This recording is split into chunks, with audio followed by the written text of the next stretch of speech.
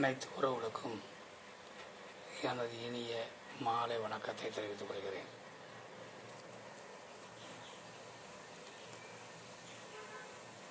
சோதரத்தினுடைய தந்தை பிரகாசர முனிவர் பகவானை வணங்கி,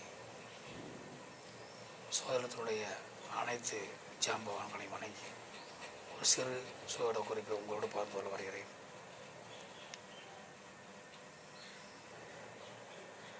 ஒருவர் தொழிலில் சிறப்பாக செய்து நல்ல வருமானத்தை பெற வேண்டும் என்று நினைத்தால் அவருக்கு ஜாதகத்தில் சிறப்பான அமைப்பு இருக்க வேண்டும்.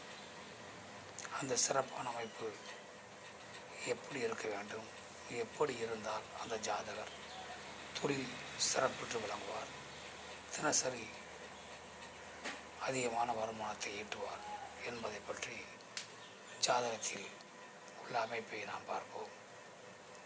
அதாவது ஒருவருடைய ஜாதகத்தில் லக்னாதிபதியும் லக்னத்திற்கு 11ஆம் வீட்டும் அதிபதியும் சேர்ந்து இருந்தால் அந்த ஜாதகர் தொழிலிலே சிறந்து விளங்குவார். அவருக்கு தினசரி அதிகமான வருமானம் கிடைக்கும், தன்னிறைவான வாழ்வு வாழ்வார், வாழ்வில் முன்னேற்றம் கொள்வார். அவர் 100 பேருக்கு வேலை வாய்ப்பை கொடுக்கக்கூடிய அளவுக்கு உயர்ந்த நிலையை அடைவார்.